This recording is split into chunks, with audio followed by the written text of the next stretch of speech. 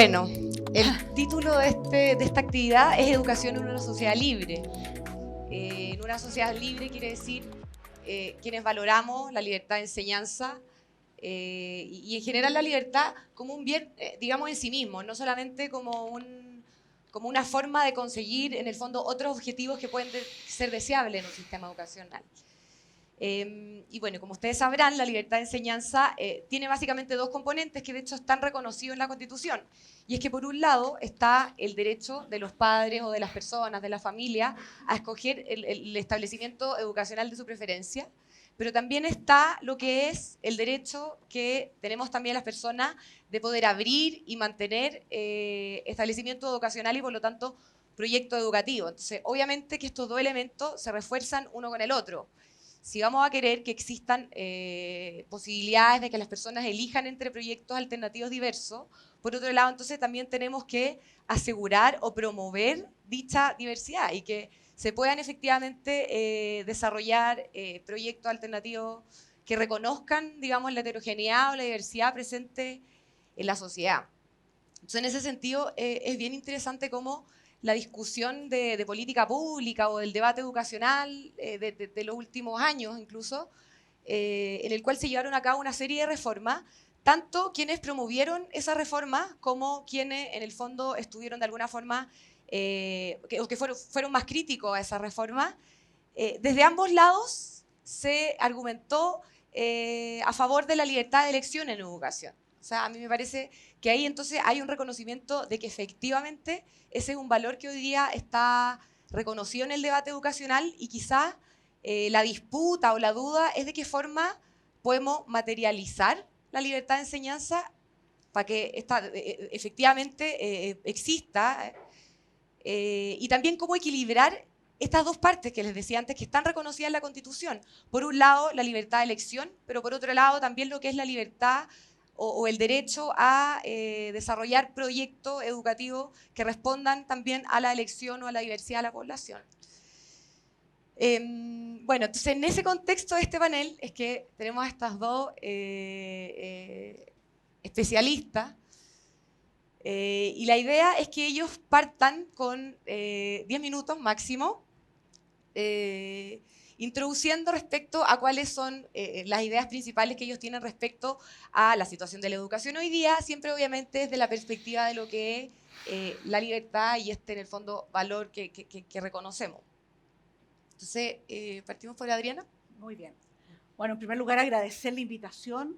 Cuando supe que esto era parte de un esfuerzo con jóvenes, secundarios, universitarios, etcétera, quiero señalarle a mi sucesor que me pareció una posibilidad muy atractiva de poder realmente poder compartir, debatir un tema que, como todos los temas en la sociedad, pueden tener aspectos controversiales y también hay aspectos que yo creo que son mucho más compartidos de lo que uno de pronto se imagina.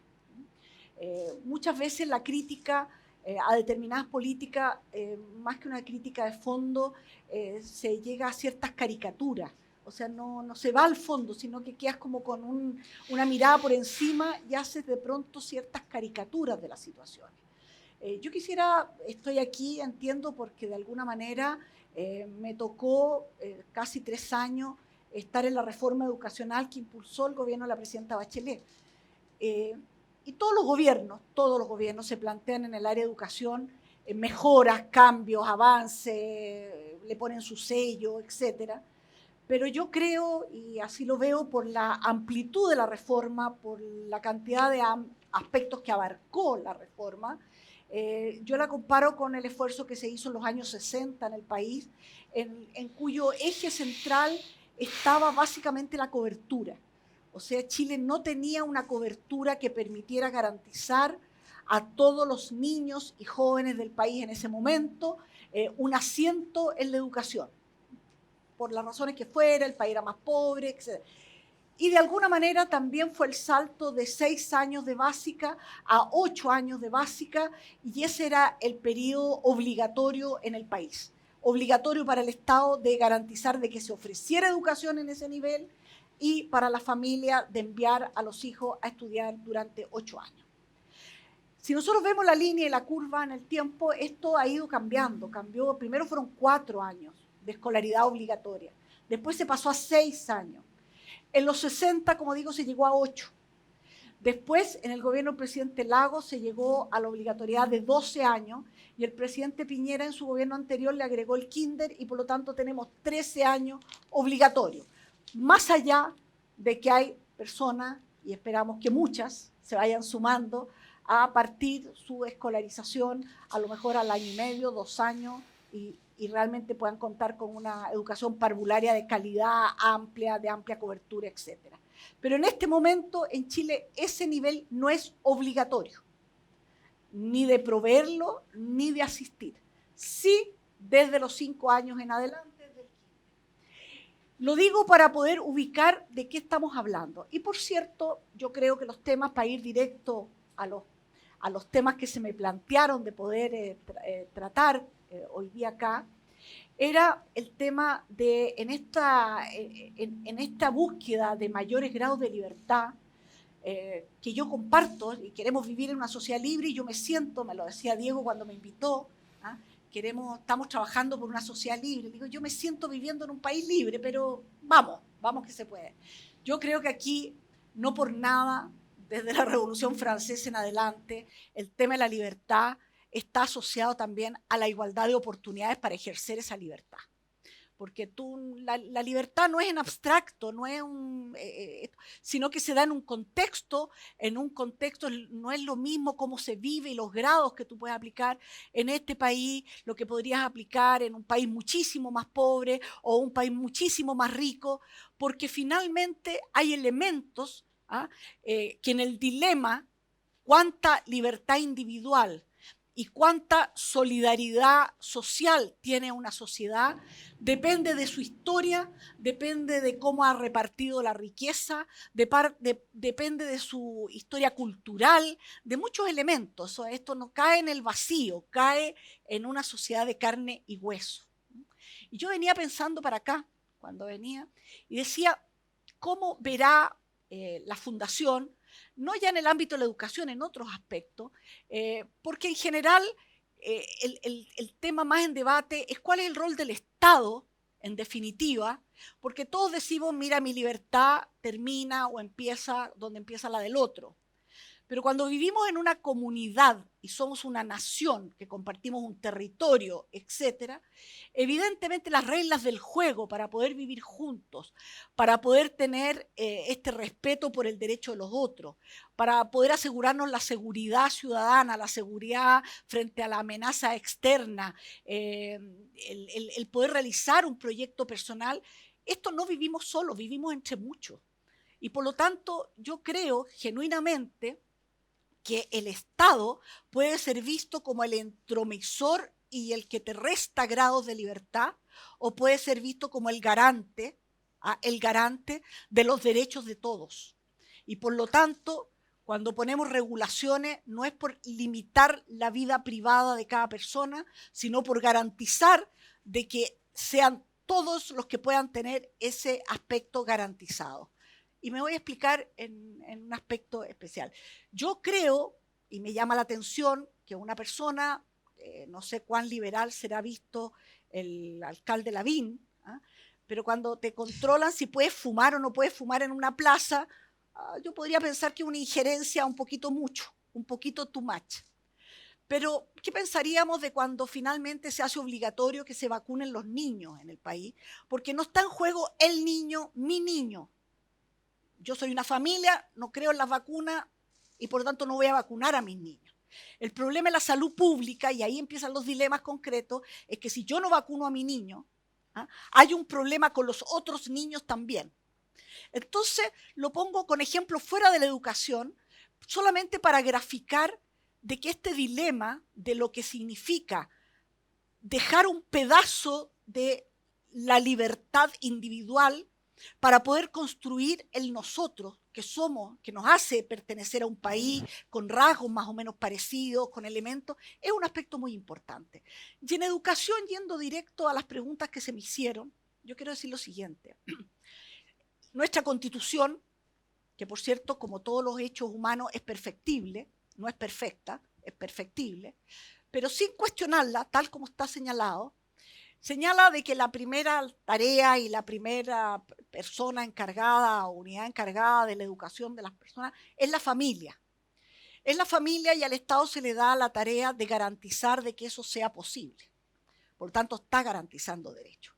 Entonces, cuando hablamos de la familia, cada uno puede mirar su propia familia y tenemos diferencias muy grandes, muy grandes.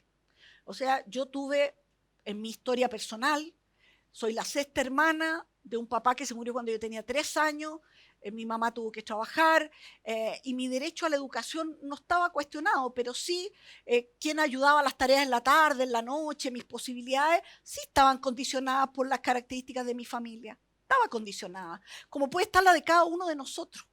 La calidad de la educación, a dónde puedo llegar, cómo desarrollo mis talentos, etcétera, etcétera. Y creo que yo tengo esa mirada y esa visión, y quiero decirle acá, yo creo que el Estado puede ser visto, como digo, como un intruso en la libertad individual, pero puede ser también un garante de las posibilidades de todos. Y cuando se habla, ¿debe o no debe la familia pagar por la educación de sus hijos? Que es una de las preguntas que se me hizo. Primero yo creo, y aquí qué tan especiales somos los chilenos, nosotros nos gusta medirnos y compararnos con muchos países occidentales, países con los cuales formamos parte de grupos de países como la OCDE, etcétera, y resulta que Chile tiene un triste récord, un triste récord. Es el país más segregado de toda la OCDE, que reúne a muchos países de Asia, de Europa, de América, etcétera. El más segregado, ¿qué significa? El que tiene más distancia entre los más pobres y los más ricos, y que eso se expresa casi 1 a 1 en la educación. Y la educación tiene que hacer un gran esfuerzo para contrarrestar esta segregación que es barrial, es social, etcétera, etcétera. Y hay un estudio que se hizo muy interesante de la línea del Metro 1, que parte en San Pablo y se midió hasta Tobalaba. Pasaba por no sé qué cantidad de comunas, deben ser como 6 comunas por las cuales topa el metro. Y en la medida en que tú subías hacia la cordillera, para llegar a Tobalaba, era una relación 1 a 1 entre los resultados académicos de los niños y el tipo de comuna en la cual ese niño vivía. Si nosotros asumimos que los talentos se reparten más o menos por todos los sectores sociales, etcétera, lo que está reflejando eso es que hay niños que tuvieron mejor acceso a educación y capital cultural de su familia. No nos olvidemos eso. A veces más determinante que el colegio es el capital cultural de la familia. Cuando un niño tiene que escribir los ríos de Europa, hay niños que conocieron Europa y hay otros que a lo mejor no lo van a conocer en su vida y por lo tanto entre los ríos de Europa y los ríos del sur de África es igualmente un tema que lo verá en algún programa de televisión. Digo esto porque creo genuinamente que en una sociedad libre no se puede quedar la gente atrás, ni es la ley de la selva, ni es ráscate con tus uñas, y si tuviste la suerte de nacer en Las Condes, te va a ir de una determinada manera distinta que si naciste en Penco, en Tomé o en Maipú. Ese determinismo social yo creo que es uno de los grandes temas que la educación tiene que hacerse cargo, tiene que asumir y tiene que emparejar la cancha. Y eso cuesta plata, y eso cuesta recursos. Y eso que es un anhelo, que yo creo que lo podemos compartir con la gran mayoría de los que están acá, es un anhelo que tú puedes decir, mira, el problema de la vivienda lo vamos a resolver con muchos techos para Chile, que es una gran obra y que canaliza la solidaridad, etcétera, o lo vamos a resolver con que la gente pague impuestos y realmente se liciten, se regule, etcétera, etcétera, y se construyan las viviendas que el país requiere o necesita. Yo creo que son miradas que tienen matices, que tienen distintos, pero yo creo profundamente en un Estado garante y regulador de muchas actividades. Y quiero señalar un tema para no extenderme más. Cuando hablamos de qué entendemos por la educación, ¿es un bien individual o es un bien de consumo o es un bien colectivo? Yo creo firmemente que todo el que estudia tiene mejores posibilidades que el que no lo hace. Parto de ahí. Por lo tanto, hay un beneficio individual. Pero creo que un país que tiene a toda la gente estudiando, formándose, etcétera, hay un bien común que se enriquece profundamente y no es solo mi bien individual, sino también colectivo. Y lo quiero ejemplificar con las becas que se dan para estudiar en el extranjero. Yo nunca he visto que nadie levante la voz para criticar por qué se financian a familias que pueden ser muy ricas, a sus estudiantes, para ir a estudiar a Inglaterra, a Estados Unidos, a Australia, etcétera, con una beca que la pagamos todos los chilenos de nuestro bolsillo. Detrás de eso no es el beneficio de suerte que te ganaste en la beca y que te vaya bien en la vida. No, el país necesita que tú te formes como biólogo marino, como en nanotecnología, etcétera, porque se supone que hay una capacidad instalada afuera que necesitamos traer también a nuestro país en un mundo más globalizado. Y en ese sentido, cuando se habla de por qué vamos a financiar a este nivel y a este otro nivel, y qué sé yo, podemos discutir si tenemos plata y la prioridad del gasto de la plata.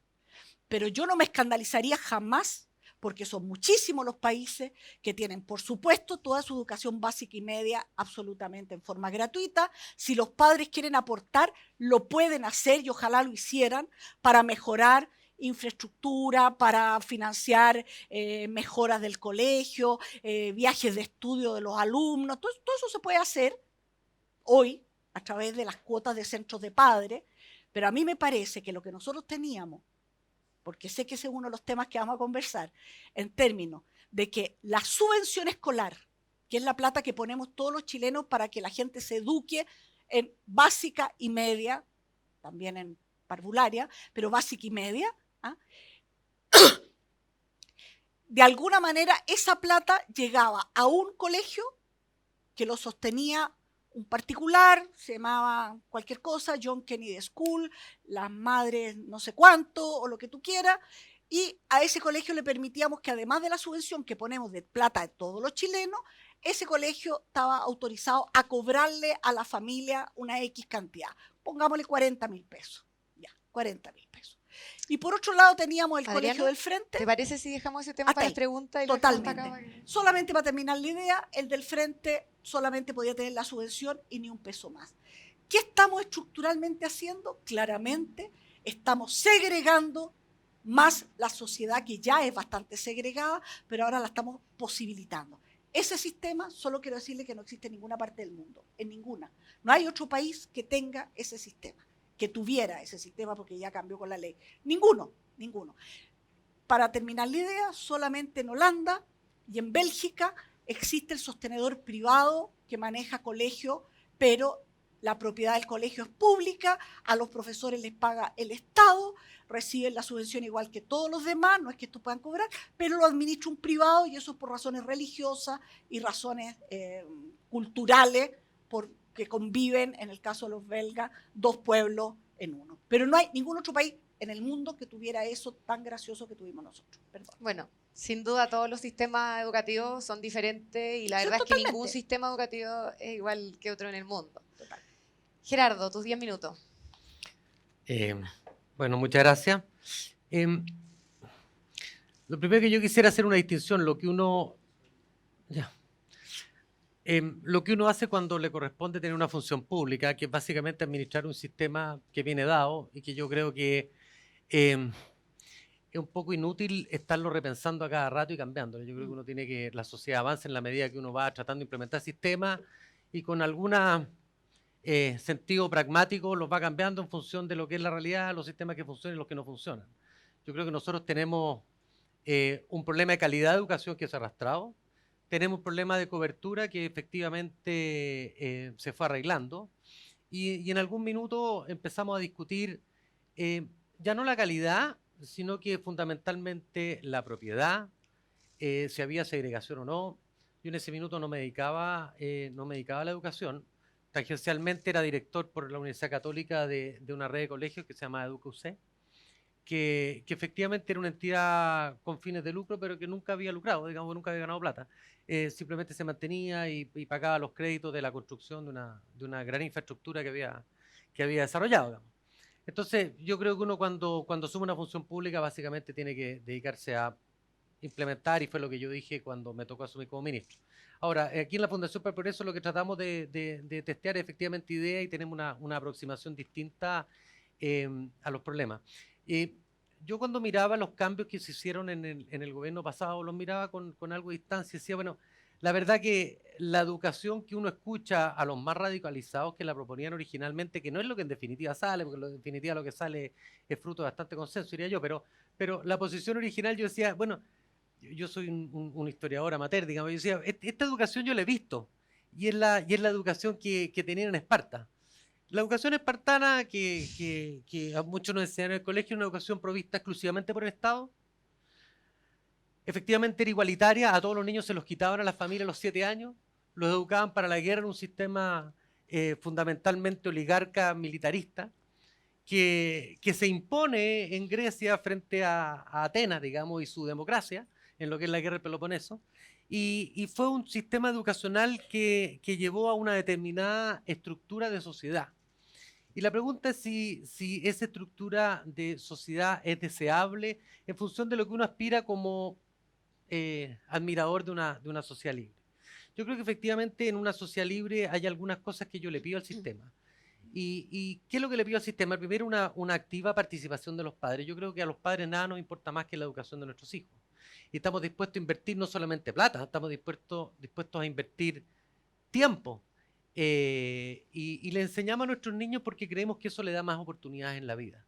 Y efectivamente, cuando uno aspira a igualdad de oportunidades, uno está pensando en la sociedad, que es algo deseable, pero uno está pensando que su hijo tenga las mejores oportunidades posibles. Y a eso dedicamos parte de nuestro esfuerzo. Y por eso que las sociedades totalitarias siempre de alguna manera terminan a la espartana, digamos, quitándole la tuición en la educación a los padres para entregársela al Estado. Yo creo que el Estado me parece bien que sea garante. Efectivamente, el Estado tiene que estar ayudando a aquellos que no tienen quien lo ayude. Tiene que ser un proveedor de última instancia, pero en definitiva, más consistente con una sociedad libre es permitir que los padres se involucren, que los padres elijan, que tengan libertad de elección de colegios, sean subvencionados o escolares. Que los colegios tengan libertad de organizarse. Yo creo que en Chile hay que avanzar hacia libertad curricular. Hoy día ustedes saben que el 70% del currículum es mínimo, pero en realidad es casi máximo porque muy pocos colegios son los que alcanzan a cubrir ese currículum completo. Yo creo que hoy día, en esta sala, si yo hago una encuesta, ¿cuál es la educación que necesitamos hoy día para el futuro? Vamos a tener varias opiniones porque nos cuesta determinar. Y la sala de máquina del ministerio es la verdad que el departamento de currículum. Y en ese departamento de currículum también hay diálogo. ¿Qué queremos exigirle y qué queremos imponer como mínimo a todas las escuelas y colegios? Y yo creo que en eso hay que dar cierta libertad, porque la verdad que yo creo que las sociedades en general, hombres libres, tomando decisiones en su propio beneficio, toman mejores decisiones que alguien sentado en la Alameda frente a la moneda, digamos. Por eso que yo creo que hay que avanzar hacia libertad curricular y avanzar en libertad de diseño, proyecto educativo. Y eso nos da diversidad, eso nos hace más diversos, y yo creo que eso es un bien deseable en una sociedad libre. Yo creo que tiene que haber libertad también para elegir colegio y libertad de los colegios para rechazar alumnos. Yo creo que los colegios deben estar premunidos de esa libertad. Y el rechazo debe ser, por supuesto, no caprichoso, pero yo creo que hay colegios que tienen una determinada definición. Aquí se achicó mucho el ámbito de elección de colegio. Por ejemplo, los colegios artísticos efectivamente se puede exigir, o los colegios para deportistas de élite. No cualquiera puede entrar a esos colegios, son colegios especiales. Pero yo creo que también hay colegios que deben tener esa libertad, por ejemplo, religiosa. Si usted no es religioso, no venga a meterse a este colegio que es fundamentalista religioso, cualquier religión que sea. Yo en lo particular no soy religioso, pero sí reconozco que debe haber cierta libertad en eso para asegurar una sociedad libre. Los seres humanos tenemos, un filósofo decía que hay como 3 estados de conciencia. Uno que es el estado religioso espiritual. Hay un estado de conciencia religioso espiritual que tiene una deformación, y es que los religiosos espirituales tratan de obligar al resto a creer como ellos, o creer que lo que ellos creen es deseable para todo el resto. Yo creo que esa es una deformación de estado de conciencia que hay que evitar en una sociedad libre. La segunda es aquellos que creen o que tienen estado de conciencia generoso filantrópico, que yo creo que todas estas cosas conviven en todos nosotros. El generoso filantrópico cree que todos deben ser igualmente filántropos como él. Cree que puede obligar al resto a ser feliz a su manera. Y que además resiente del éxito de otros porque considera que lo hace porque es fundamentalmente egoísta y no suficientemente altruista. Y finalmente hay otro estado de conciencia que es el individualista personal. Todo en algún minuto, no sé ustedes, pero yo soy egoísta a veces, soy individualista, y claro, en las sociedades enteramente libres, individualistas y egoístas, tiene una definición, y es que hay perdedores, hay excluidos, hay rezagados. Y yo creo que en las sociedades libres, a ultranza, nadie se hace cargo de eso. Y por eso que la verdad que hoy día no existen sociedades, ni la espartana, que era un extremo, ni la ateniense, que era en el otro extremo, a la cual yo aspiraría más bien, y tiene que ver con que el Estado tiene que hacerse cargo de eso. Y la pregunta es si nuestro sistema se hace adecuadamente cargo de eso. Ahora, una educación en una sociedad libre debe basarse en algunos conceptos. Lo primero es que yo como liberal, y por eso estoy en esta fundación como director, creo en la razón. Yo soy un hijo, me siento un hijo de la ilustración. Yo admiré a Andrés Bello, y cuando uno lee El Economist hay una columna que se llama Bello, porque precisamente Bello es uno de los grandes pensadores liberales. Y como tal, yo soy un firme defensor de la evidencia por sobre los valores y las creencias. Yo creo que efectivamente podemos tener ciertas creencias, pero cuando lo contrastamos con la realidad y la evidencia, tenemos que estar dispuestos a cambiar de opinión. Yo siempre he creído, y así traté de educar a mis hijos, en los dos dictum de Kant. Uno, que es que los jóvenes deben aprender a pensar por sí mismos. Y dos, que la libertad supone que nadie nos puede obligar a ser felices a su manera. Y eso es importante porque el Estado tiende a imponer una determinada forma de ser, porque el Estado es un concepto grande, pero lo llena el político de turno que está a cargo. Que cualquiera que sea el color trata de imponer su ideología al resto. Y por eso tenemos una constitución que nos defiende nuestros derechos personales de esa imposición. Lo otro, yo creo que es importante que una educación en una sociedad libre enseñe la diferencia entre causalidad y correlación. Yo creo que esto es esencial para entender cómo hacer una buena política pública. Yo creo que en Chile muchas veces se confunde causalidad con correlación. Finalmente también yo creo que es importante entender que una sociedad libre tiene que respetar al individuo y sus preferencias. Y esas preferencias a veces pueden no ser las que a nosotros nos parecerían adecuadas para ellos. Se discute mucho a veces porque hay universidades que dan carreras que no tienen ninguna posibilidad de trabajo. Yo me acuerdo cuando había una discusión sobre, después de esa serial CSI que fue tan famosa, había una escuela que daba criminología. Y yo decía, ¿cómo es posible salir en la prensa que se dé criminología cuando en Chile no existe ni siquiera la posibilidad? Bueno, y cuando llega la pregunta al extremo, bueno, ¿y si alguien ofreciera un curso de astronáutica? Sabemos que Chile no va a mandar, salvo en la película de Boris Kersia, a alguien a la luna, digamos, pero ¿tenemos derecho a impedirle a ese alguien que estudie porque no tiene posibilidades de trabajar? Porque cuando uno lleva lo extremo puede decir, bueno, ¿cuántos poetas necesita la sociedad? Porque sabemos que los poetas en general no tienen demasiado éxito económico, digamos. Trabajan en otra cosa, pero sin embargo estudian para poetas. ¿Puede la sociedad ir restringiendo el nivel de carrera o la variedad y diversidad de proyectos educativos en función de las probabilidades de obtener trabajo en esa industria? Cuando uno se recuerda, ahí veíamos una foto de la Margaret Thatcher, ella estudió química. ¿Podría algo cuando estudió química pensar que ella iba a terminar siendo primer ministra? Después fue al law school, pero lo que ocurre es que la sociedad libre tiene algunos conceptos que yo creo que nos incomodan. Y como seres humanos nos cuesta lidiar con ellos. Lo primero es que en la sociedad libre hay incertidumbre más que certeza. Lo segundo, que la sociedad libre se desarrolla sobre una evolución desde abajo, mucho más que con un diseño desde arriba. Y los chilenos, producto de que la política se realiza fundamentalmente en el Congreso, tendemos a diseñar desde arriba y no escuchar por qué una determinada organización social evoluciona en la forma que lo hace. Escuchamos poco a los actores. El tercero, tenemos una discusión en que qué preferimos, el mérito o la jerarquía o la antigüedad. En general, cuando somos estudiantes queremos mérito, cuando estamos trabajando queremos antigüedad. De hecho, el sector público funciona fundamentalmente sobre la base de jerarquía y de antigüedad. Enseguida nos asusta a los seres humanos la competencia y a veces preferimos la organización por sobre la competencia, porque la competencia efectivamente es caótica e incierta. Nos incomoda el dinamismo. a veces preferimos la inmovilidad.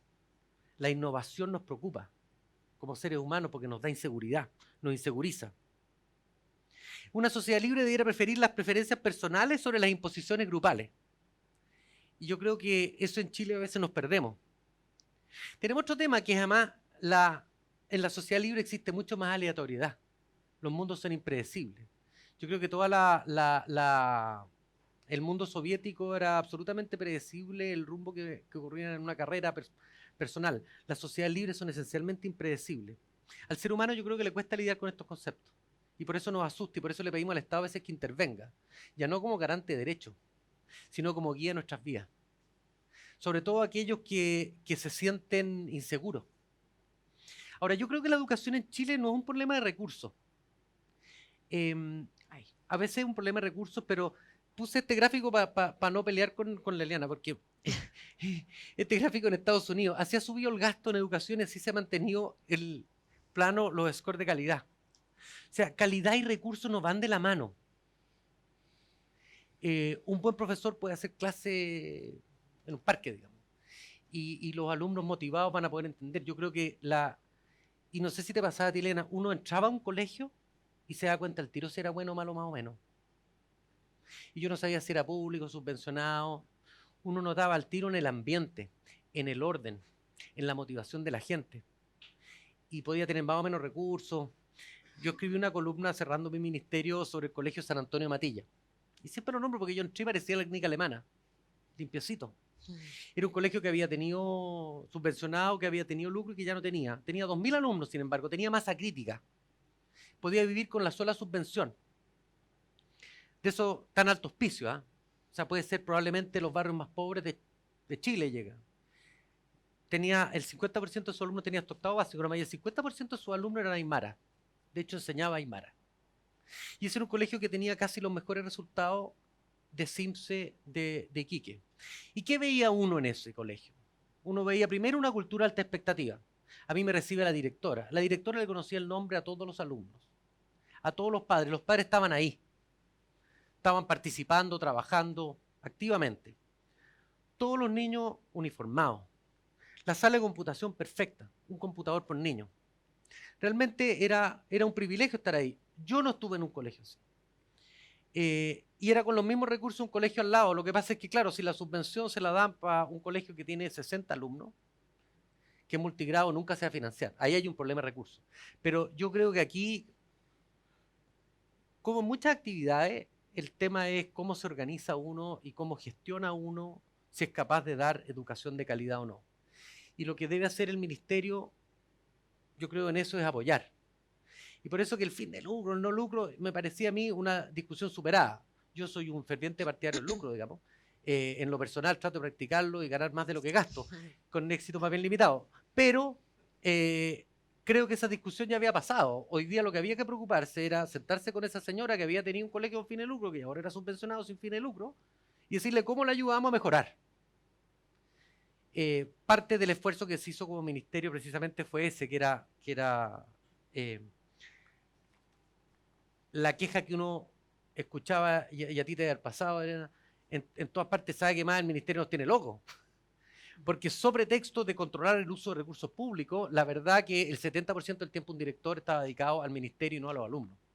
Y por eso formamos esta comisión todo al aula, que lo que pretendía era efectivamente juntar un grupo de gente con experiencia, con conocimiento, y que nos dijera, bueno, ¿cómo podemos mejorar sin desatender el control adecuado de los recursos públicos? ¿Cómo podemos mejorar de manera que el ministerio no llegara, por ejemplo, con 3, 4 o 5 distintas organizaciones a un colegio a pedir distintas cosas, sino que nosotros mismos nos organizáramos de manera que pudiéramos contribuir al mejoramiento de la calidad?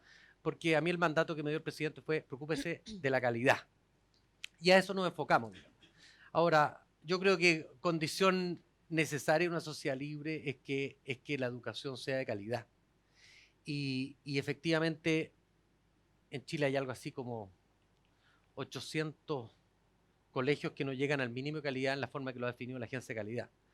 Nuestra prioridad como gobierno era, bueno, enfrentemos esos 859 y no lo ahoguemos con el problema de plata, porque sabemos que no van a ser capaces de rendir una cuenta, pero dejemos eso de lado por un minuto y veamos cómo nos preocupamos de esos 200.000 niños que están estudiando y que ya sabemos que no van a ser capaces de recibir una educación de calidad. En el tema de los desafíos que tiene la educación en Chile... ¿Te parece si lo dejamos hasta acá, esta primera parte, y después lo abordan las preguntas? Bueno. Porque estamos en el tiempo para cumplir. Sí. Yo me di cuenta, fíjate, cuando yo discursaba, que la parte que más apreciaba al público cuando decía, y con esto termino. Siempre me aplaudían. Bueno, y tengo una pregunta que tiene relación con un tema al que precisamente tú te referiste, Gerardo, y que tiene que ver con los riesgos que conlleva la libertad. Y que probablemente, podríamos decir, detractores de la libertad, en materia educacional específicamente, uno de los principales argumentos en contra de dar libertad, tanto de elección como de provisión educativa, es el tema de la calidad. Es decir, acá arriesgamos que no se cumpla con ciertos requisitos, que no se vean todos los contenidos, que la gente quede insatisfecha, los usuarios, la familia, los estudiantes. Entonces, normalmente la tentación ante esa incertidumbre o ante ese riesgo es aumentar la intervención del Estado, en el fondo. Ustedes dos fueron ministros de Educación y, por lo tanto, vieron de cerca lo que el resto que estamos acá no hemos podido ver, excepto algunos, pero ¿qué capacidad efectivamente, ustedes que lo vivieron, puede tener el Estado en términos de hacerse cargo de esa incertidumbre o de ese riesgo respecto a la calidad de la educación? En el fondo, claramente, acá no se trata de ver dos extremos de lo que es completa libertad, cero intervención estatal y 100% estatal, sino que de marcar ese límite, y es que hasta dónde, desde su experiencia, efectivamente el Estado puede abordar ese rol de aseguramiento de la calidad o como dijo Adriana, de alguna forma de garante. A ver, ¿sigo hablando yo o no? Como usted quiera. Usted es el dueño casa.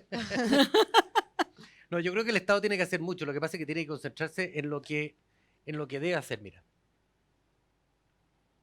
A ver. Esta es la plata que se gasta por alumno y el CIMSE. No hemos seguido la trayectoria tan exagerada de Estados Unidos, pero hemos gastado mucha plata y no vemos avance en el CIMSE. Entonces, yo creo que el Estado tiene que hacer algo. Una cosa es asegurar calidad, pero otra cosa es promover calidad. Yo creo que siempre, y en toda actividad humana pasa eso, uno debe imitar buenas prácticas, mostrarlas, visibilizarlas, extrapolarlas. Yo creo que por ejemplo, hay que hacer, yo creo que mentorías de colegios que funcionan muy bien a colegios que funcionan mal. Y yo creo que uno tiene que concentrarse en dónde está el problema. Y en Chile el problema está, el problema está fundamentalmente en los... CIMSE matemática. No tengo aquí, sí. Aquí está transferencias por alumno, no. Está en los colegios municipales. Ahí donde están concentrados los principales problemas, al menos si uno toma el CIMSE como una medida de calidad, digamos. Hay otros indicadores también de convivencia, pero uno lo que tiene que hacer, yo creo, es trabajo dedicado donde están los problemas. Y no en globo, porque la verdad que yo me encontré que no había evidencia sobre si era mejor un colegio municipal o un colegio subvencionado, o si tenía fin de lucro o no tenía fin de lucro. Habían ejemplos para todos los gustos. Y yo creo que lo que el Estado tiene que hacer es dedicarse al trabajo quirúrgico, sin un sesgo ideológico y en forma pragmática. Y tomar, si un colegio municipal es bueno, usar las buenas experiencias de ese colegio. ¿Qué es lo que tiene? ¿Cómo lo hace? ¿Por qué lo hace? Y tratar de que eso se replique en otros colegios. Lo mismo los subvencionados. Y centrarse, yo creo que nosotros tenemos un serio problema de calidad, porque tenemos una geografía... O sea, en Puerto Edén, por ejemplo, que está 18 horas de navegación de Puerto Natales, es muy difícil decirle al ciudadano que usted va a tener igualdad de oportunidades, o sea, conseguir un profesor. O sea, ahí hay que llegar con teleeducación, hay que llegar con otro sistema. En Chile existen 2.099 colegios unidocentes. Un profesor le enseña a niños de primero a sexto, tiene 8, 10 niños, 12 niños, sectores rurales, muy pobres. O sea, yo creo que esta cuestión hay que tomársela en serio, en forma pragmática. Yo creo que la discusión ideológica la dimos a Finich, salió lo que salió, y hoy día hay que dedicarse efectivamente a calidad. Y eso no se hace, yo creo, con anteojera ideológica, eso se hace con un sentido esencialmente pragmático. Y aquí termino. Yo quisiera, mira, más que una polémica, yo quisiera traer algunos datos a la realidad. Nosotros tenemos el 64% de los establecimientos educacionales en Chile lo manejan los privados. O sea, para que no tengamos una idea de que aquí es lo público, y la provisión directa que hace el Estado de educación, el desastre, etcétera. No, el 64% de los alumnos, hay una pequeña diferencia entre establecimiento y alumno, pero pongámosle que el 64% estos o son particulares pagados, que es el 7-8% de la matrícula, y después tú tienes un 50 y tantos que son los particulares subvencionados.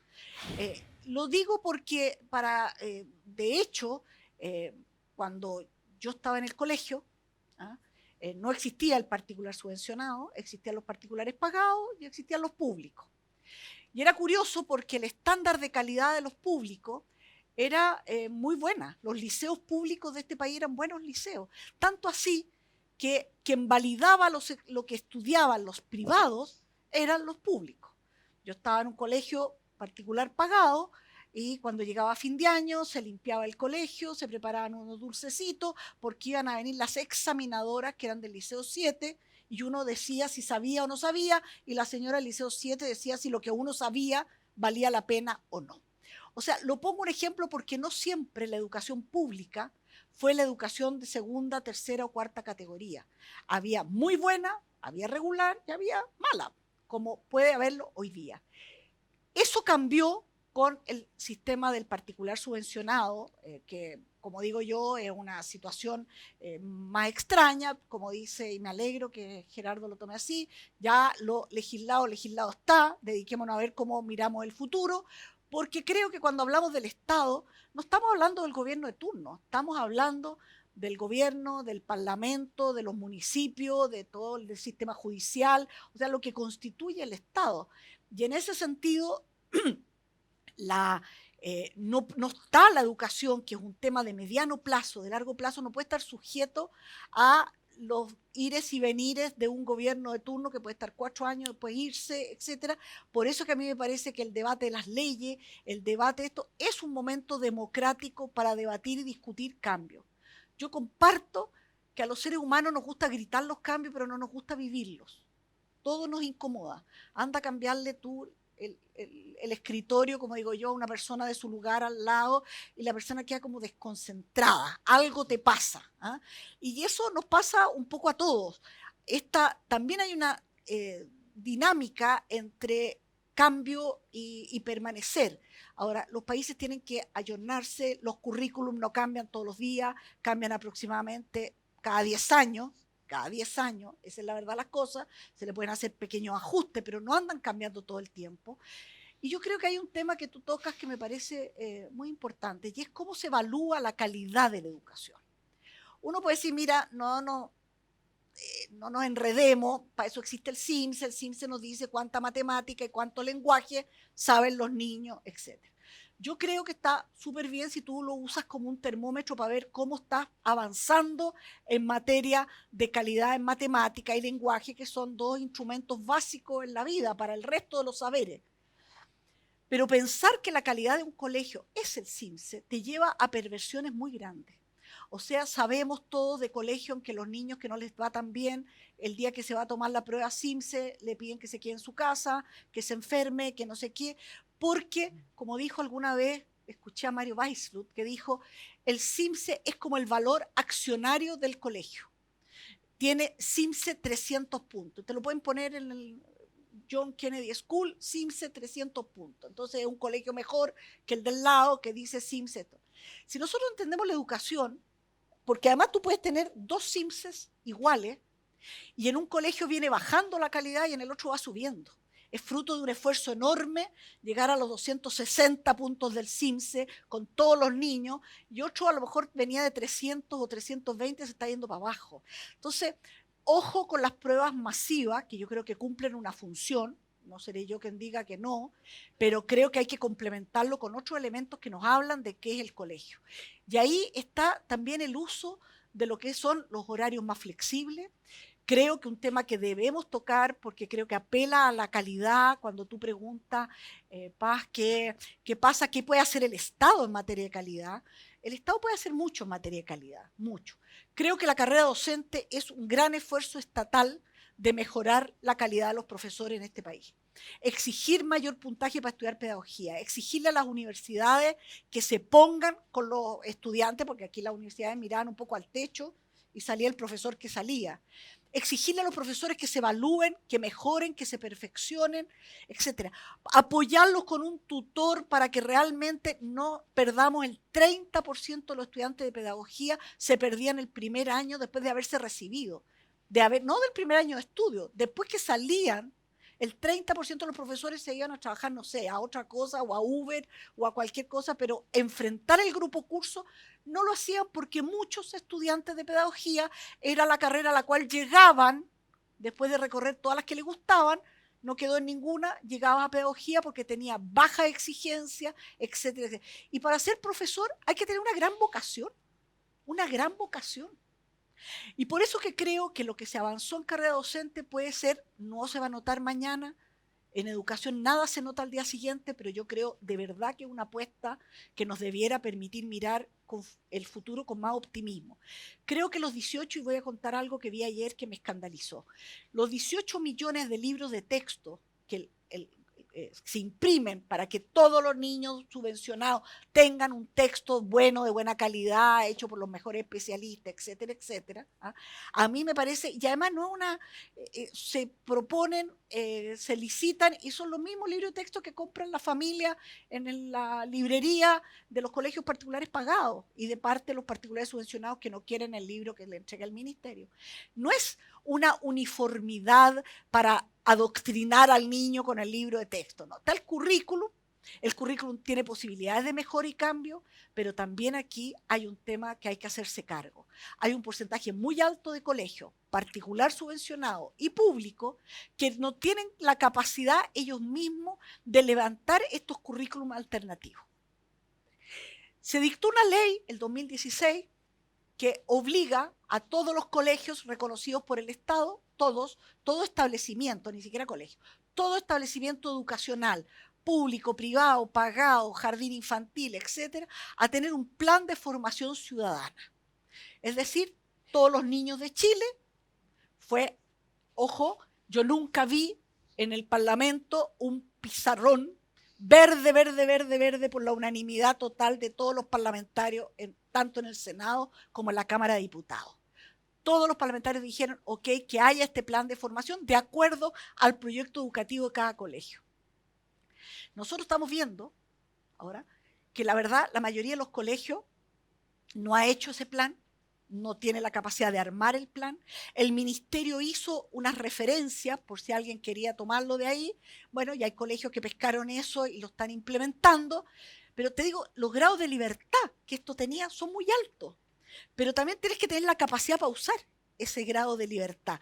Y claramente los colegios, como tú bien dices, hay colegios muy chiquititos que tienen que ver con nuestra geografía y tiene que ver con una mirada, yo diría, bastante humanista sobre lo que es la educación.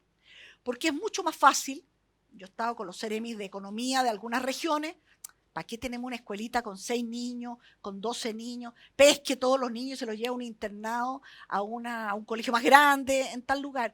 Oye, lo único que no quieren ni los niños ni la familia es que te lo lleve y lo pierdas, como sucede, porque hay internados todavía, quedan pocos, pero quedan. ¿Ah? La verdad es que esa es la infelicidad para muchos niños chiquititos, que a los 9, 10, 11 años tienen que separarse de su familia para ir a estudiar a otro lugar. Creo que habla bien de un país que hace un esfuerzo enorme por educar, y no son los colegios unidocentes y bidocentes los de más malos resultados en este país. No lo son. Depende mucho de la calidad del profesor, etcétera, y creo que habla bien que en la isla perdida, en Chiloé, haya una escuelita y que el niño no se tenga que ir a Castro, sino hasta el liceo. En el liceo sí se van, pero el chiquitito estudia ahí.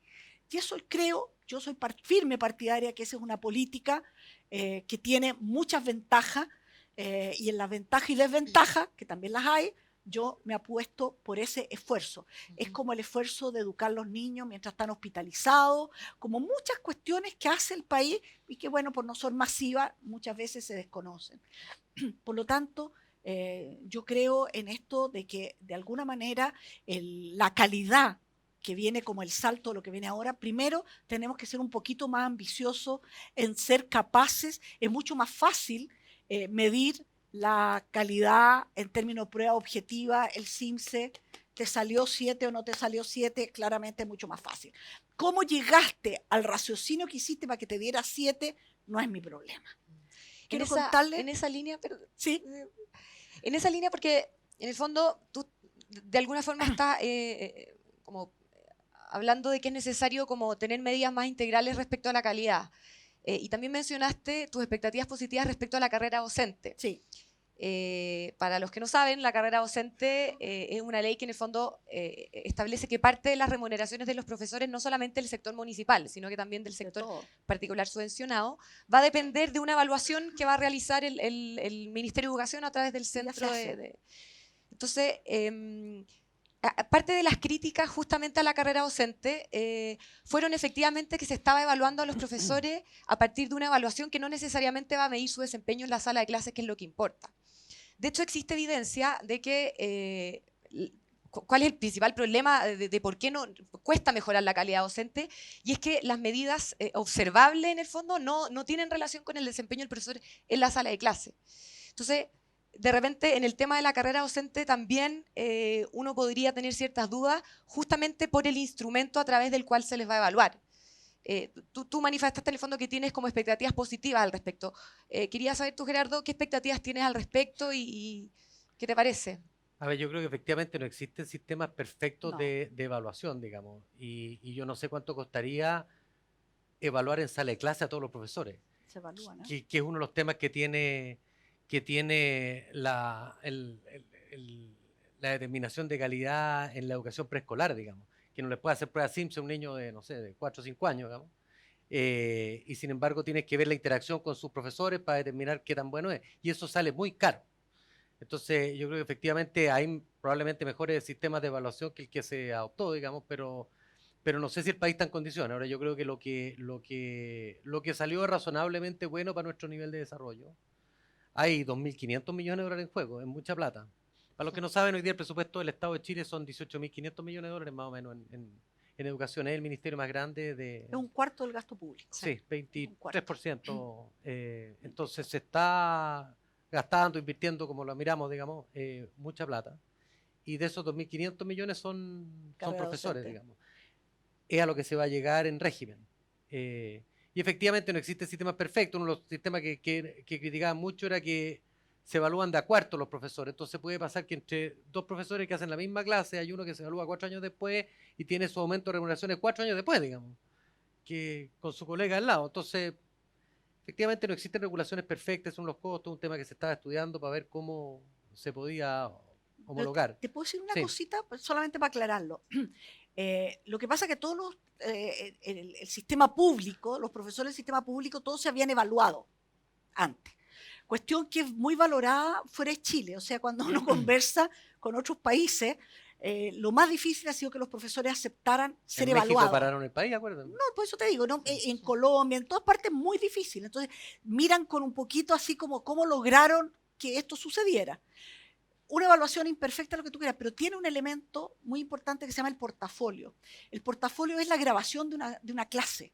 Él tiene que preparar una clase, dar la clase, evaluar su clase que hizo, etcétera, etcétera, y eso no es perfecto, pero es mejor que solamente los conocimientos disciplinares.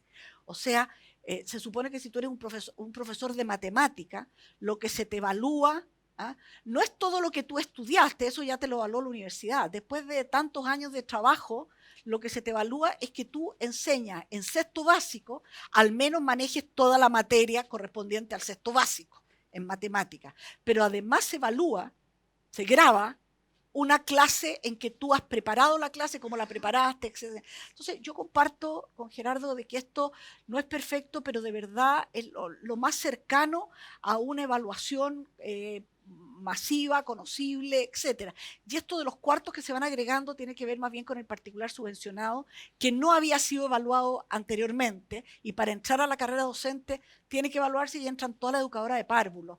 Eso también es mirado afuera con mucha expectativa, o sea, pasa a ser el profesor, para que tengan una idea, una profesión igualmente valorada y pagada como el que sale de agrónomo o el que sale. Entonces yo diferencio el ingeniero en mina y tal vez tal vez el médico, porque los médicos tampoco el primer año ganan mucho, pero cuando tú comparas cuánto va a ganar el profesor primer año y en el quinto año, está exactamente en los mismos niveles que cualquier otra profesión a partir de este esfuerzo enorme y que tiene que llevar a mejorar el nivel de los profesores, a mejorar el prestigio, etcétera. No es de un día para otro. Tienen que todavía venir las generaciones nuevas, formadas en la universidad y con responsabilidad de la universidad, de lo que está sacando como profesional. Y eso también tiene ahí elementos importantes. Yo creo que hay unos desafíos, perdona María Paz, que son importantes. Por ejemplo, la supresión del copago y la desmunicipalización. Eso le va a sacar, las municipalidades ponían algo así como 190.000 millones de pesos en educación, de sus propios presupuestos. No sabemos cuánto le sacaban. Autodeclarado. Es Autodeclarado, quiero decirlo. Porque muchos tenían en una misma corporación, tenían los cementerios y la salud. Sí, tenían la salud, entonces era una caja negra que entraba la plata y nadie sabía cuánto iba a costar. Entonces, pero ahí hay una incógnita, digamos. ¿Cómo se va a financiar cuando no esté en la municipalidad, si van a seguir poniendo o no poniendo plata? Lo que estamos seguros es que no va a salir saliendo plata. Y después estaba el copago. El copago era bien bajo, eran 12.000 pesos de promedio. Y yo creo que ahí en el copago, la verdad que se satanizó algo que, o sea, el origen de la desigualdad chilena no está en el copago.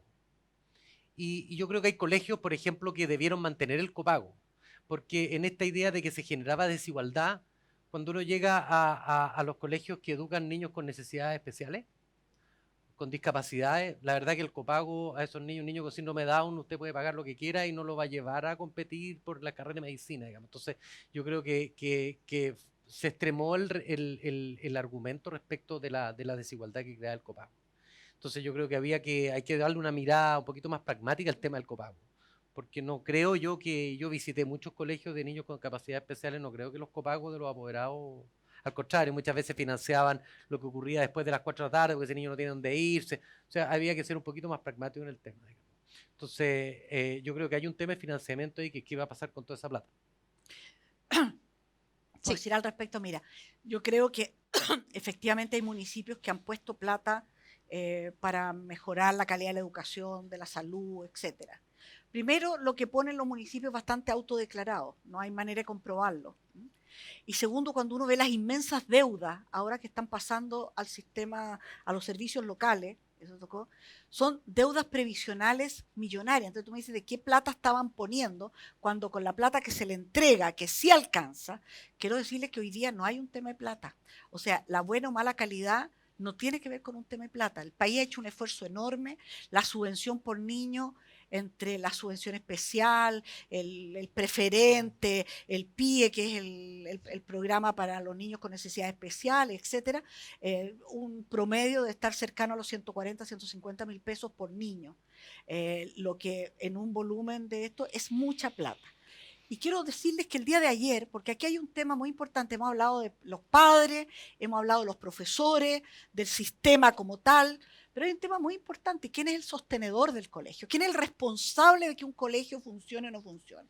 Uno diría en primer lugar el director y su equipo directivo, pero también está el sostenedor. El sostenedor puede ser la congregación X, la señora de las parrilladas, que era sostenedora, la Cuca, que también tenía colegio, parrilladas y colegio, y durante mucho tiempo lo tuvo bajo la misma boleta, parrilladas, colegio y no sé qué. Hubo una ley que obligó a diferenciar los modos. Estoy poniendo una cosa extrema, pero para que veamos a qué extremos habíamos llegado también. Y por otro lado tienen los sostenedores municipales, que puede ser el DAEM o DEM del municipio, o una corporación específica que administra esto. El día de ayer en la televisión, no sé si alguno de ustedes lo vio, yo quedé espeluznada, porque de alguna manera abrieron unas bodegas que estaban cerradas en algunos colegios. Ya dentro de la bodega estaba, y decía el señor que limpiaba los baños, estaba papel confort, lustramuebles, clorogel, etc. Pero no solo eso, estaba porque la ley se permite altos de, ¿cómo se llama?, zapatillas buenas de gimnasia, mochila, útiles escolares, libros de texto, todo guardado en llave, nadie lo había abierto y estaban haciendo, sin ánimo de nada, un pequeño bingo para mejorar. Una gran idea. Una gran idea. Ah, a mí me encanta el bingo. Y además uno tendría que preguntarse más allá en los colegios, ¿qué hay en este país que para ser solidario hay que hacerlo con bingo? Se muere un señor y, el vecindario, en vez de poner la plata que corresponde, no, hagamos un bingo. Porque a la gente le gusta pasarlo bien y se entretiene jugando bingo. Y después además junta plata. Pero eso es harina de otro costal. Pero claramente habían hecho un esfuerzo los Genera padres. desempleo el bingo también. ¿Ah? Genera desempleo el bingo. No, pero quiero decirte que de verdad habían logrado juntar una platita para arreglar los baños de los niños y en la bodega estaba lleno de cemento, de cerámica, de esto que podrían haber hecho el baño más maravilloso del mundo, estaba guardado. Entonces, ¿a qué voy? También el grado de compromiso de los equipos directivos y del sostenedor con la tarea educacional. ¿Ah? De verdad, un buen director eso no le habría pasado. No le habría pasado. Un buen sostenedor no le habría pasado. Esto le pasa y yo creo que difícilmente al alcalde lo alcanza a rajuñar esta situación que se encontró ayer en una comuna popular de Santiago. Precisamente, y volviendo a lo de la carrera docente, porque creo que refleja bastante bien la idea de generar autonomía o de dar más libertad a los establecimientos educacionales, deja fuera a los directores escolares. En el fondo, acá la evaluación la hace el Ministerio de Educación, el CPIP, y a los directores, de alguna forma, no se les entrega como la suficiente confianza para la evaluación de los profesores. Está la prueba de conocimientos, está el portafolio, y en el fondo ahí el director queda bastante afuera, o el equipo directivo en general. ¿De qué forma se puede ahora, en el fondo, darle más, por lo mismo que tú dices, por la importancia que tiene el liderazgo directivo para promover mejor calidad en la educación? ¿Qué se puede hacer ahora, en el fondo? ¿Avanzar? ¿De qué forma para mejorar el liderazgo directivo y darles a ellos más espacio? No sé quién de los dos quiere. Mira, yo creo que en eso hay bastante consenso, que se quedó fuera una evaluación de director y una carrera docente de directores. Yo creo que ese es un tema que trasciende un poco la diferencia política, más bien hoy día es un tema de presupuesto, de cómo se hace y cuándo se hace. Yo quiero creer que hay voluntad, porque hay bastante consenso conversando con la gente de oposición de que es vital un buen director. Yo solo ¿Y quiero es la carrera docente la forma de tener buenos o sea, una carrera directiva? No, una carrera directiva. Que el Estado los evalúe, que los promueva. Sí, yo creo que tiene que capacitarlos. Es una tarea importante, muy importante. Sobre todo si aspiras a directores que sean líderes pedagógicos. Y yo creo que en ese sentido, yo apuesto a que los servicios locales puedan alivianar mucha carga administrativa de los colegios. Y el otro punto que me parece muy importante de algo que tú habías señalado antes, Gerardo, que tiene que ver el tema de las buenas prácticas, cómo los colegios trabajan en red. O sea, los colegios tienen fortalezas y debilidades. Si tú armas una red de colegios, puede que un colegio tenga un súper equipamiento deportivo que el del lado no lo tiene, porque aquí así se ha crecido. Unas cosas, este se consiguió recursos, este otro no lo consiguió, es más antiguo, más nuevo, no sé.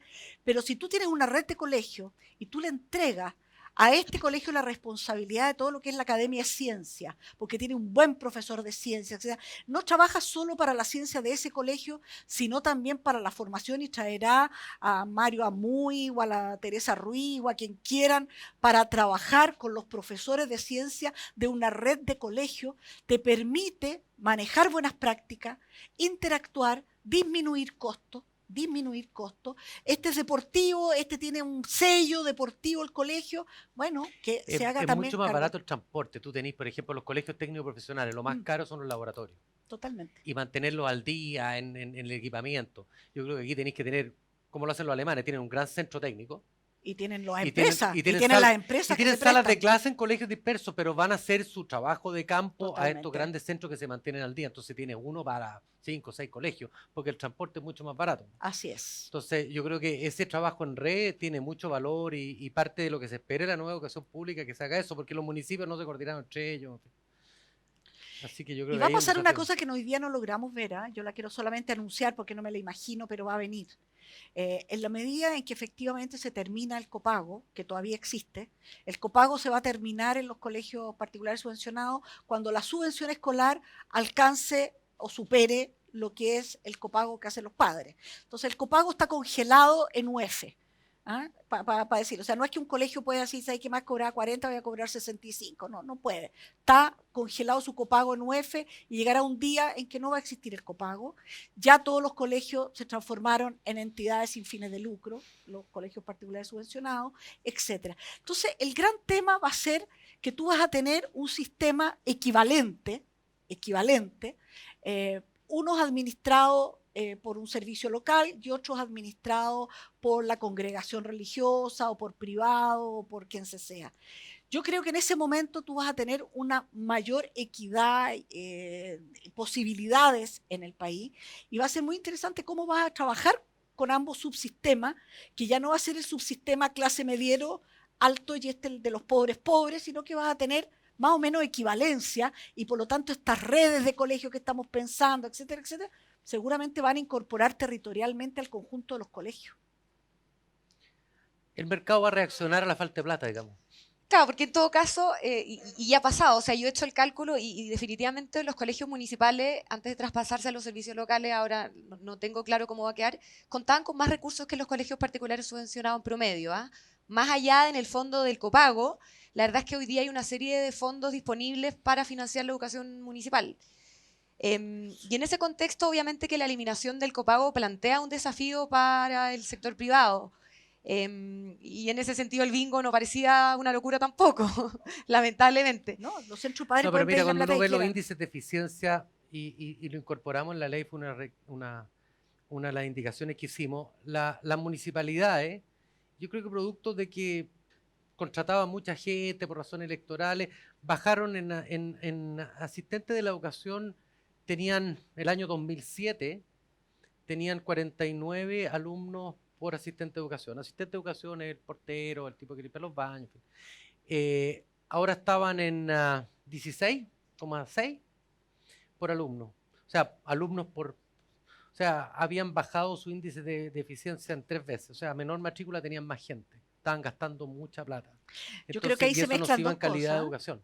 Eso se mezclan dos cosas que son distintas. Por un lado, yo creo que efectivamente se pagaron muchos favores políticos con un carguito en algún colegio o escuela, pero por otro lado no podemos olvidar que la ley SEP permite contratar hoy día en los colegios, y se llaman asistentes de la educación, la psicopedagoga, el psicólogo, la asistente social, etcétera, que es un conjunto, el segundo profesor que enseña, que está contratado por hora, etcétera. Entonces hay que mirar con ojo más fino cuál es la explicación, pero claramente una de las leyes que más se discutió en la reforma fue incentivo al retiro para que se vayan y se achique, sobre todo en el caso de los asistentes de educación, pero también los profesores. ¿Por qué no decirlo? Si un profesor no funcionaba bien o ya estaba cansado, etcétera, sacar un profesor del sistema era muy Producto difícil. del estatuto docente.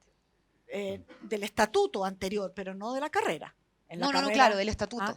Y yo creo que en el tema de la carrera directiva solamente recordar que hubo recursos que están entregados a 2 consorcios de universidades. Una la dirige la Diego Portales, y está la Universidad de Chile, la Diego Portales, y la universidad, me parece que esa es la de Ontario, o es la de California, y en otro caso es un consorcio que tiene la Universidad Católica de Valparaíso, con otro conjunto de universidades, más la de Ontario o la de California, que son dados. Y su tarea en la vida es proponer la mejora de la formación de los directivos y armar la propuesta de carrera directiva. Las universidades, voy a decir algo que no es políticamente correcto, pero de repente son como un hoyo negro, o sea, entró ese recurso y pasó a ser de la universidad, y un programa en la universidad. No, esta es una tarea que le pidió el Ministerio de Educación con recursos públicos para que prepararan estas 2 cosas, y yo creo que está pendiente, ahora hay que cobrarla. Bueno, ya me están diciendo que ya estamos de tiempo, entonces la idea ahora es dar espacio para preguntas del público. La educación sin duda va más allá del aula de clases. Ahora sí. Y bueno, y las oportunidades también van más allá del aula de clase. ¿Qué ocurre cuando una familia, por sus padres, con diferentes hábitos de lectura, construyen diferentes oportunidades para los niños? Por ejemplo, una familia que viaja a menudo, su hijo probablemente sepa hablar inglés mucho más temprano que otro. ¿Cómo seguir asegurando esa igualdad de oportunidades que usted habla en ese ámbito, sin intrometerse en aspectos de la libertad personal, como por ejemplo tener la posibilidad de llevar a su hijo a viajar por el mundo? ¿No? Mira, yo creo que ojalá todos los padres pudieran llevar a su hijo a viajar por el mundo y sea una posibilidad, eso sin lugar a dudas. Yo creo que hay un tema bien interesante. Si cada uno revisa su propio colegio, donde le tocó estudiar, o la universidad, yo creo que los niveles culturales, socioeconómicos, también tenían diversidades. Tampoco la gente es uniforme. Ya hay un elemento que está súper estudiado, que es el impacto que tiene el efecto par en los estudiantes. O sea, si tú tienes un amigo que su papá es un gran lector y es una persona que le gusta conversar a la hora del almuerzo, etcétera, etcétera, y te invitan a esa casa, a lo mejor tú vas a aprender de ese señor cosas que a lo mejor no podrías aprender de tus propios padres porque no tienen ese bagaje cultural. En ese sentido, uno de los elementos que se valora de una mayor integración social es el efecto par, que tú lo eliminas cuando tú solo tienes, como habría dicho mi abuelita, cada oveja con su pareja. O sea, cuando tienes pura gente igual, ¿ah? Eliminas este efecto de par, que el par es un estímulo, que ¿cuántas veces uno fue a la casa de amigo, amiga y volvió y le parecía que pasaban cosas entretenidas en esa casa, o formas distintas, comían distinto, peleaban distinto, no sé, era diferencia.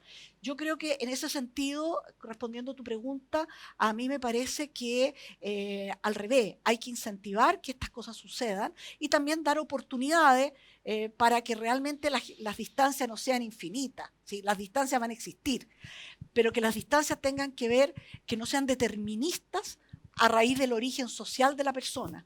Pueden ser generadas por el propio mérito. Puede que tú seas mucho más inteligente que yo, tengas más talento, más capacidades, y estudias y lees más, y va a haber una diferencia entre tu desarrollo, tu desempeño que el mío.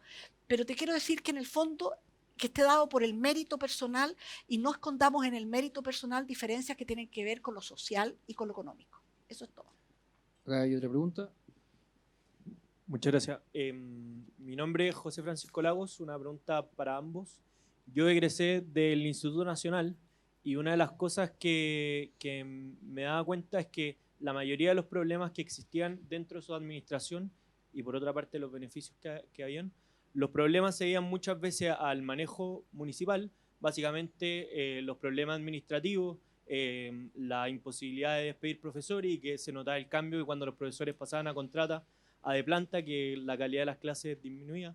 Y por otro lado, lo positivo que tenía es que habían padres muy comprometidos y que realizaban en paralelo un montón de otras cosas, por ejemplo, contratar profesores, contratar auxiliares, contratar para docentes, etc. Desde ese punto de vista, la nueva ley vino a modificar esta posibilidad que existía a raíz del argumento del efecto par, en que es mejor que los alumnos que tenían un buen desempeño en colegios anteriores se quedaran en esos colegios y no fueran a estos motores de movilidad social que son los colegios emblemáticos. Pero lamentablemente la realidad de la educación chilena es que en esos colegios probablemente esos alumnos quizás podrían llegar a la educación superior hoy día porque llegan, pero tendríamos una menor libertad de poder elegir la carrera que quisiéramos.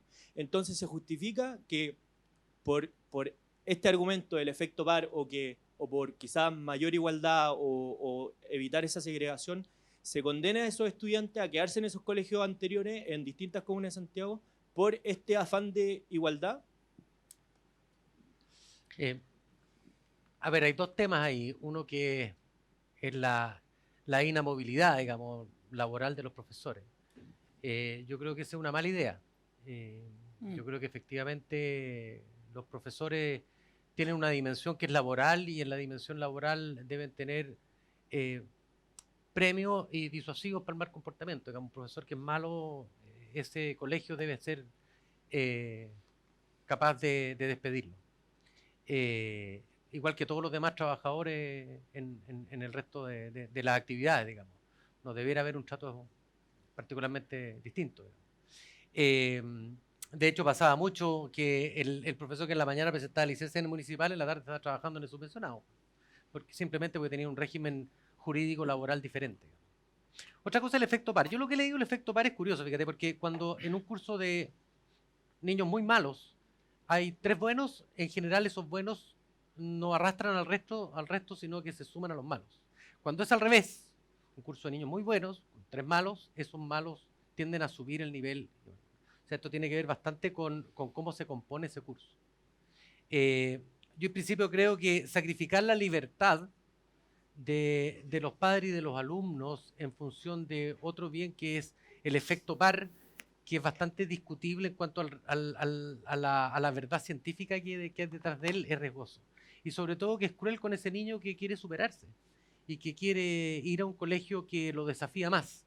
Y hay que decirle, no, tú tienes que quedarte acá arrastrando a otros que probablemente o posiblemente no tengan el mismo interés en estudiar.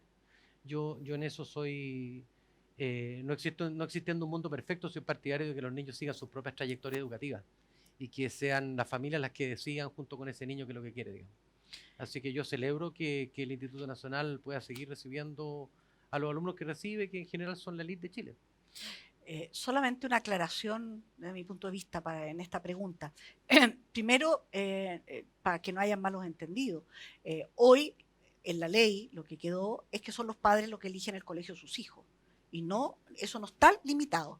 Que tú lo hagas vía una plataforma es propio de una situación de modernidad, de que tú no puedes andar recorriendo 10 colegios para preguntar todo tipo de cosas. Hoy día entras y ves cuáles son tus 10 colegios que a ti te parecen buenos para tu hijo.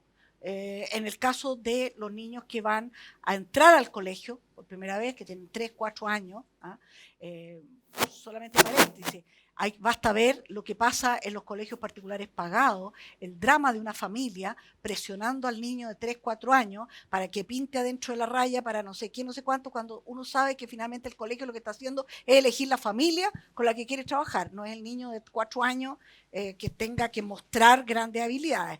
Además, si hubiera tenido que demostrar pintar adentro de la línea, yo claramente no habría quedado en el colegio en el cual estuve, porque no era muy ducha para el pintadito dentro de la línea. Pero para que no hagamos de verdad caricatura de esto, creo que, por ejemplo, voy a poner un ejemplo concreto.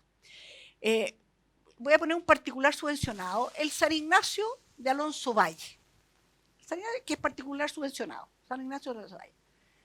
Obviamente que quien postule y ponga primer lugar San Ignacio Alonso Valle, segundo lugar puso no sé qué, o a lo mejor puso el Instituto Nacional primero y después San Ignacio Alonso Valle, primero tiene que aceptar el proyecto educativo de ese colegio. O sea, no puede decir, mira, que ¿sabes qué más? Es que me cargan los curas, me carga la beatería, me hacen ir a misa. No sabéis, sonaste. Aceptaste el colegio con sus reglas del juego. Si estás en un colegio que es bilingüe o inglés, no vas a venir a decir, mire, es que al niño le cuesta mucho el inglés, entonces mejor mis clases sean solo en español. Tenéis que aceptar el proyecto de colegio. Pero, ojo, el sistema, que de verdad yo los invito a mirarlo con ojos bien abiertos.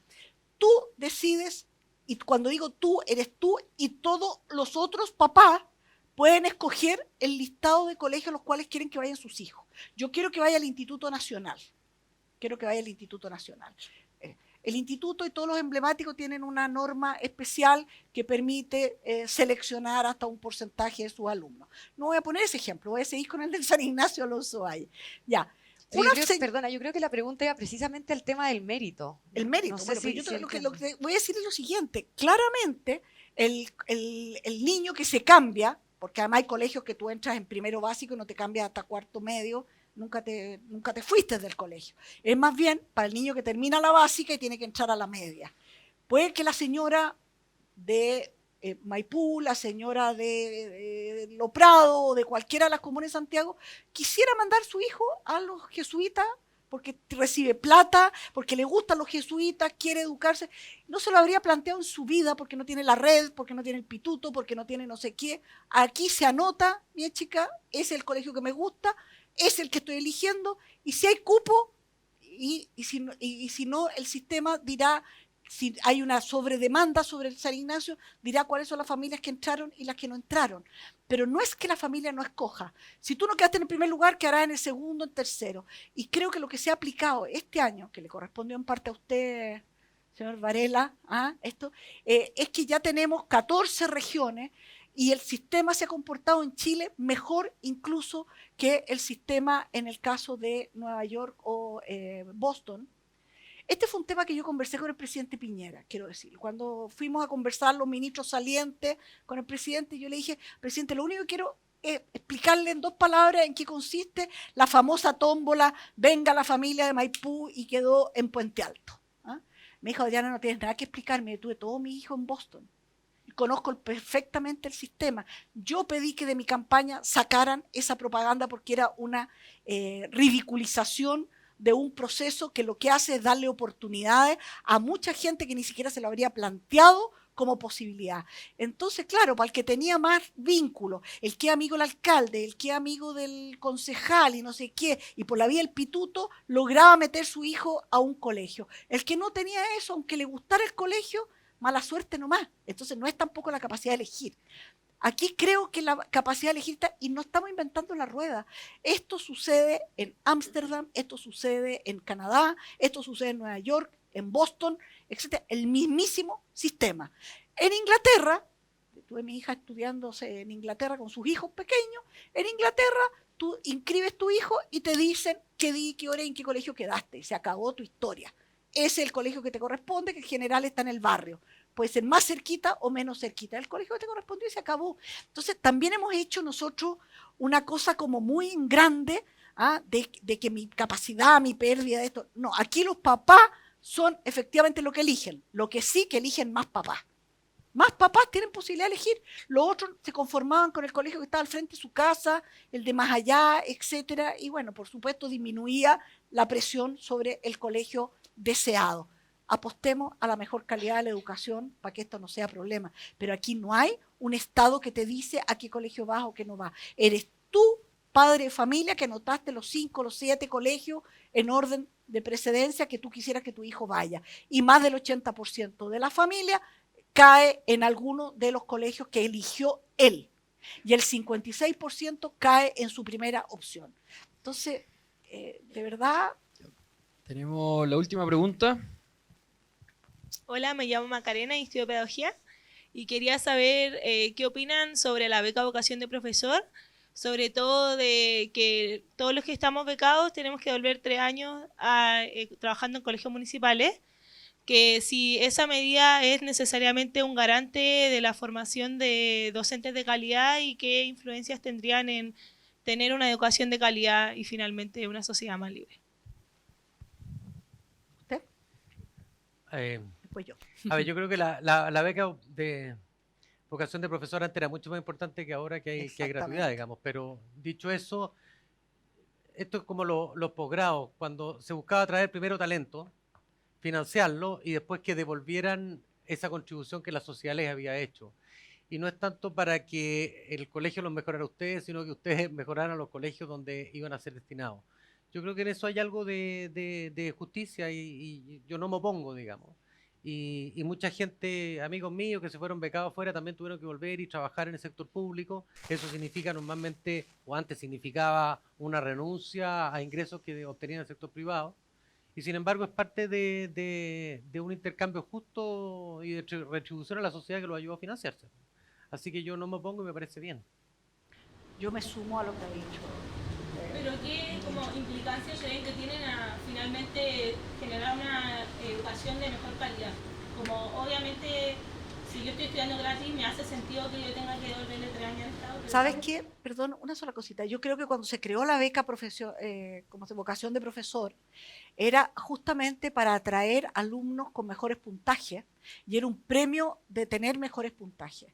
Creo que hoy día, cuando se reguló esto de una manera distinta, en términos que la exigencia de puntaje va a ir subiendo año a año hasta que no puede estudiar pedagogía nadie que tenga menos de 550 puntos. Uno podrá decir, es poco todavía, no sé, el país dirá más adelante si lo quiere más arriba o más abajo, pero hoy día va a ir subiendo hasta los 550. Segundo, hay exigencia para la universidad, tiene que hacer una prueba diagnóstica y apoyar la formación más general de ese alumno.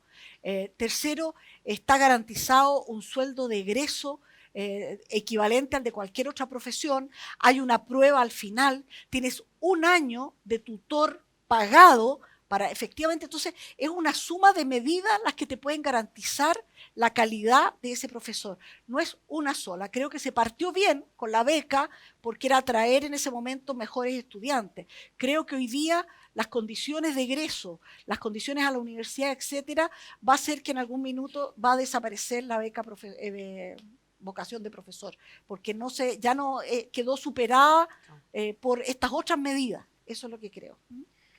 Bueno, estamos en el tiempo. Despidamos con un fuerte aplauso a nuestros invitados. Muchas gracias Gerardo, Adriana y María Paz.